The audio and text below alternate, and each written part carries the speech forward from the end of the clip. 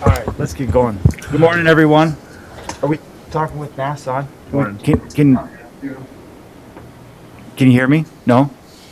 You sound a little muffled. You don't have to when you're speaking in your microphone, I believe, right? Got There's it. an exemption in the executive order for public meetings like this. Is there? Okay. All right. Good morning, everyone. It's 7 a.m., July 29th, 2020. We'll call this meeting of the Fergus Falls City Council Committee of the Whole to order. Roll call, please. Hager. Here. Conley is absent. Rupert. Here. Townsend. Here. Arneson. Here. Jefferson. Here. Is absent. And Fish. Here. We have a quorum. First item is the HRA Levy, and we will wait and see if Michael Olson joins us a little bit later. So we'll skip to item number 2. We'll call on our Finance Director, Bill Summer, for a billing policy and water disconnect requests discussion. Morning, Bill. Good morning. Thank you, Your Honor. In your packet, we put a memo together talking about our billing procedures on utilities. And I don't know if this procedure was ever put in place by council, but it predates my time here with the city. Currently, if you request to have your water disconnected, oh wait just a minute here. Nope, no problem. On.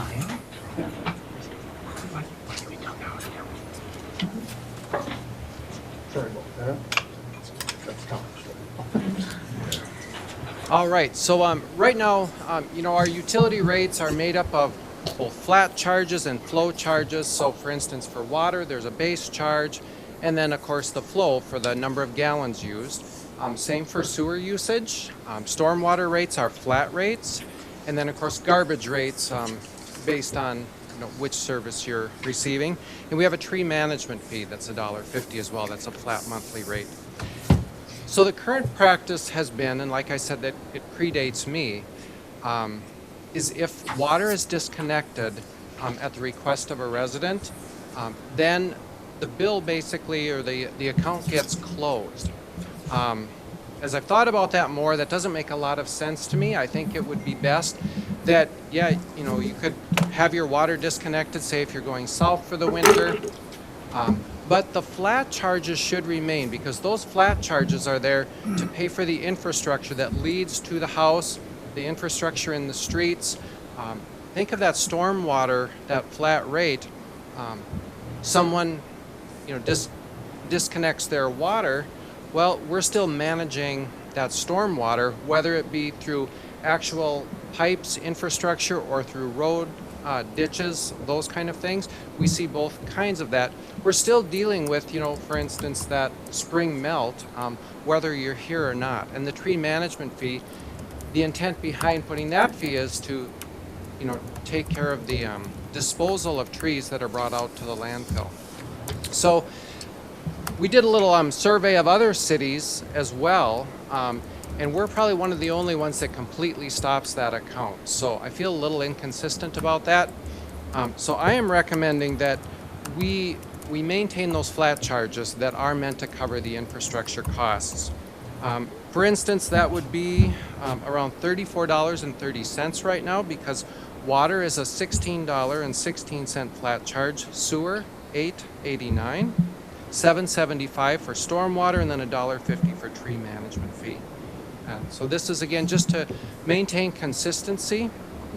Now, we're not talking a lot of money here, but more coming to you with the consistency side of it. We will see a slight increase in revenue because we certainly have those snowbirds that are heading south in the winter.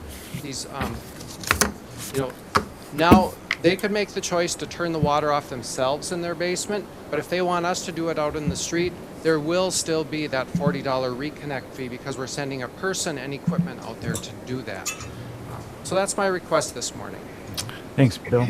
Bill, you're going to have the water charge still there and the sewer charge still there then also? Correct, the flat charges. So the Flat. water, sewer, stormwater fee, and then the tree management fee will stay whether that account is turned on or not. So, That's business and residential? yes, Garbage will be dropped, correct. okay. Yeah, if someone is leaving Because for there's the no winter, pickup on that. yeah, then their garbage and recycling would stop because they're certainly not using those services. But again, those flat charges, because we'll probably get some argument on this, but those flat charges for water and sewer are to cover the cost of that infrastructure that's running down the middle of the streets in the right of ways. The plants, there's a certain level of cost whether you have any usage or not, just by the nature of having those plants in your town. So water plant, sewer plant, operating those. The flow charges are really based on that volume of water used then. And of course, that would stop if there's no water used, and then sewer, we would set that portion to zero, but the flats would remain. Thanks, Bill. Any other questions for Bill? We're looking for a motion to bring this to the council on Monday. I'll offer that. Thank you, Jim. Second that. Thank you, Tom. Any further discussion? All in favor of that motion signify by saying aye. Aye. Opposed, same sign. That motion carries. We'll go to the HRA levy. Thank you, Bill. We'll go to the HRA levy discussion, and we'll call on Michael Olson. Good morning, Michael. Good morning, Mayor, Council. Thank you for having me, and my apologies for being a couple of minutes late this morning. I provided a letter to Council, and I think that's included in your packets, requesting again this year that the HRA be allowed to levy its maximum allowable under statute to help provide us with operational funds for HRA activities throughout the city of Fergus Falls. Thanks to Lynn for providing yesterday an additional document. I wanted to provide council some additional information so that you could see exactly what programs we offer and the number of people we're able to assist with the local programming that we provide. And if there's any questions on that, I would be happy to answer. Fergus Falls HRA, of course, is the administrator for the Housing and Urban Development program called Housing Choice Vouchers, or maybe more commonly known as Section 8. They provide us with a dollar amount monthly that is called HAP. It's a housing assistance payment. Those dollars go directly to landlords to pay the tenant portion of rent that the HRA works with. And oftentimes tenants pay a portion of their income to make up the difference that the housing assistance payment doesn't make. In Fergus Falls, we assist approximately 140 families per month. So just to have an idea of what our impact is with that program. In the public housing area, Fergus Falls HRA owns and manages 68 units of public housing. 60 units are in Riverview Heights, and we have 8 scattered site homes where we assist families. And I've provided some information there for you on our rents collected are. We have 20 tax credit units at Timber Place Townhomes that we own and manage. And then we're currently administering a Minnesota Deed Small Cities Development Program grant in Fergus Falls. And as I noted on the second attachment yesterday, we've applied for an additional $240,000 through the Federal Home Loan Bank to provide additional rehab dollars within Fergus Falls and other cities in the county that have open small cities development grants. So the HRA has been active this year looking for new opportunities to assist. As you've seen, we worked on a permanent supportive housing project, and we did a needs analysis that identified some additional needs outside of our intended goal of collecting data for a permanent supportive housing project. We also identified a need of additional affordable housing units throughout Fergus Falls and Ottertail County.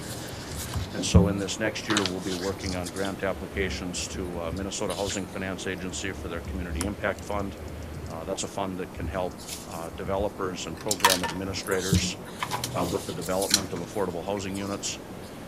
We'll continue making applications to the Federal Home Loan Bank for, they offer funding for a number of different programs. Of course, our applications this year, there were 2, one for the permanent supportive housing project that we've talked about, the second for the rehab funds that we talked about. So we'll continue looking into those type of funding opportunities to fund other activities. I think that's it for this morning. Thank you, Michael. Any questions for me? Any questions for Michael? Someone like to make a motion? We recommend to the council to levy the 0.185%. I'll offer that, Your Honor. For the HR. Thank you, Justin. I'll second. Thank you, Krista.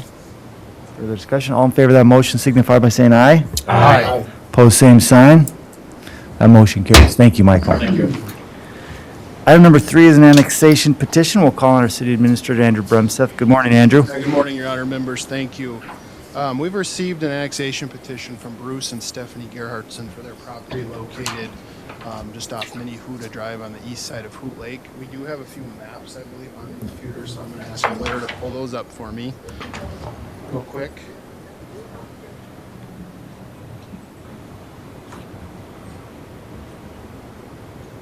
The east side of the lake. If we zoom out a little bit on the map, that might be helpful. There we go. So the parcel that's indicated in red there on the east side of the lake, as you can see, it's completely surrounded by city limits right now. This annexation petition only deals with that lot that's highlighted in red there. It's 1.95 acres, and it's solely owned by the Gerhardsons. What the council needs to do on Monday night is approve a resolution of notice of intent for annexation to Ardall Township. We then provide Ardall Township with that notice, and we set a public hearing, giving them a 30-day notice so they can come and testify if they want to. We'll set that public hearing for September 21st at 5:30 p.m. That allows us to meet all of those 30-day notice requirements to the township, to other neighboring properties as well. This shouldn't be controversial. We've been working on this for a few years now, and like I said, it's completely surrounded by city limits already. So it's certainly expected that this would take place, and I doubt we're going to get any pushback, but nonetheless, we still have to have that public hearing. And then the process is, after that public hearing, the council will need to adopt an ordinance. So we'll have the 2 readings of an ordinance, which will take a month.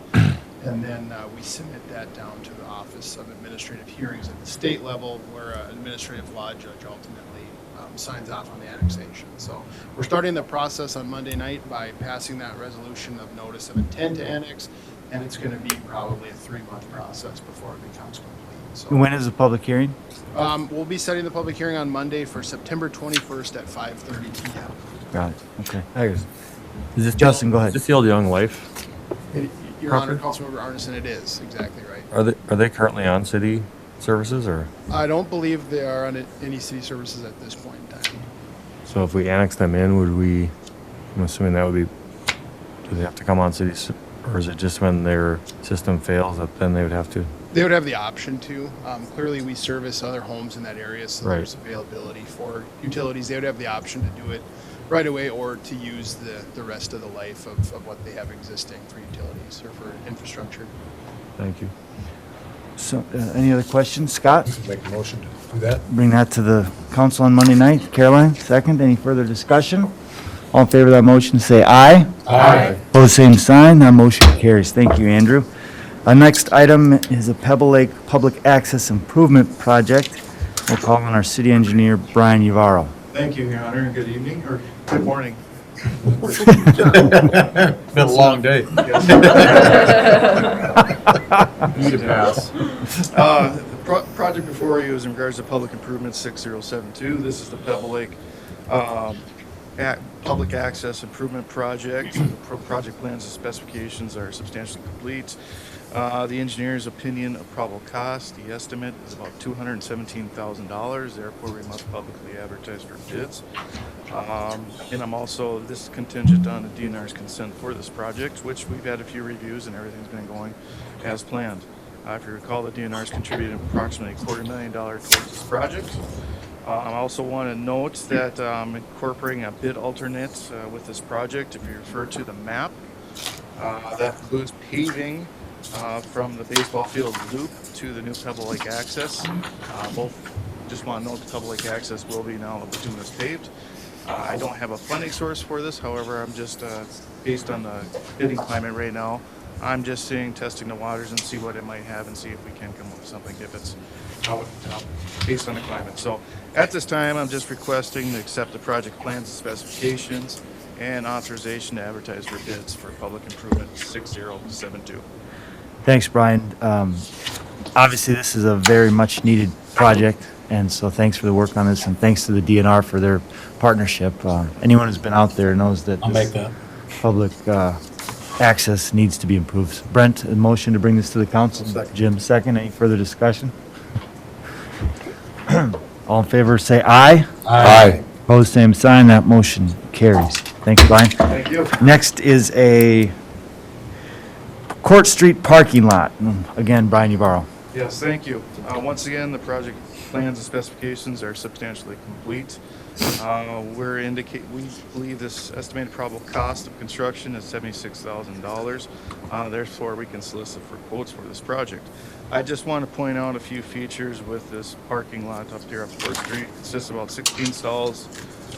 We're recommending, based on the layout of the existing property, to install somewhat of a triangular shaped biofiltration rain garden that will improve the water quality leaving the site and then entering into the storm sewer.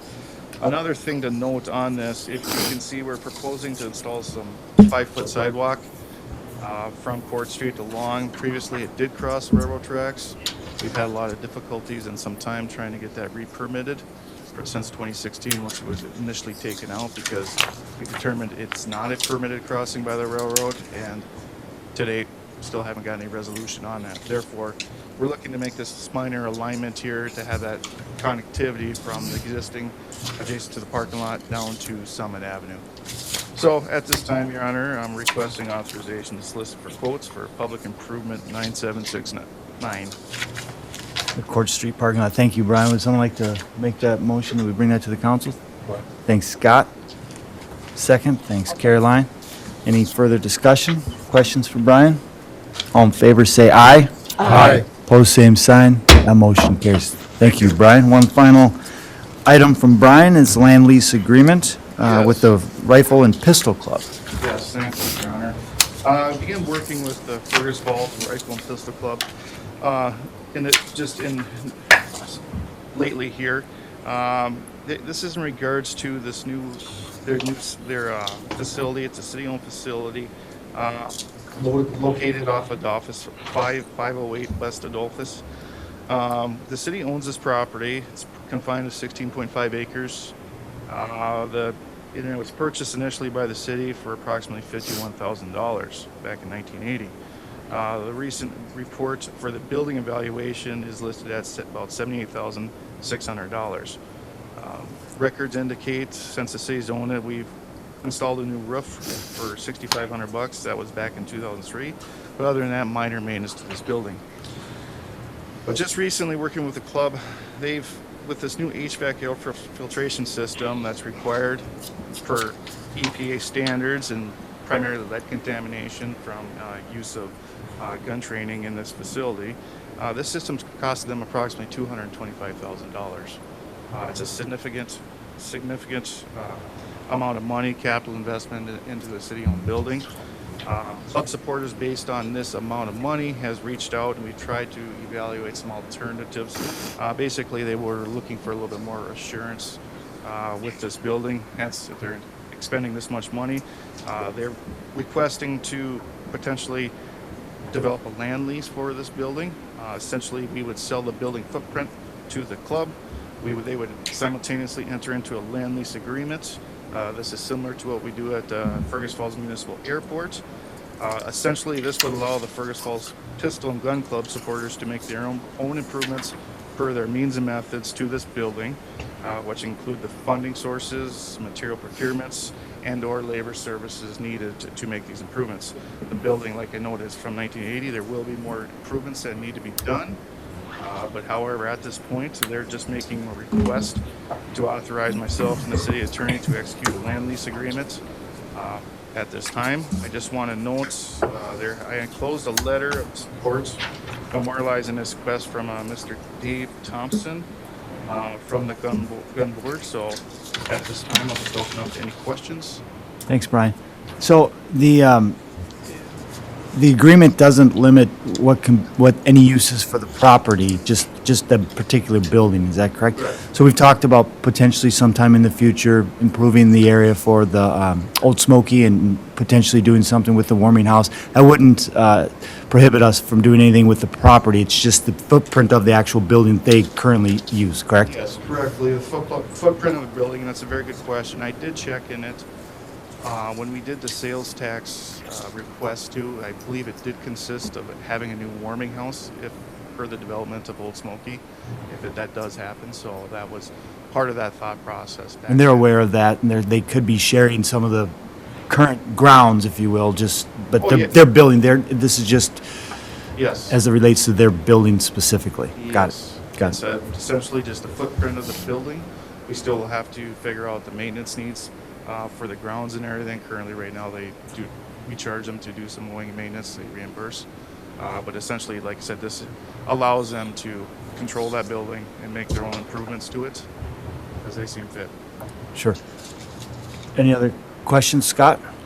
Yeah, the building, would it include any restrictions on the parking lot? Because as you were talking about other uses, you know, if they had the building, but then for some reason, other activities take over the parking lot, now they've got no parking lot.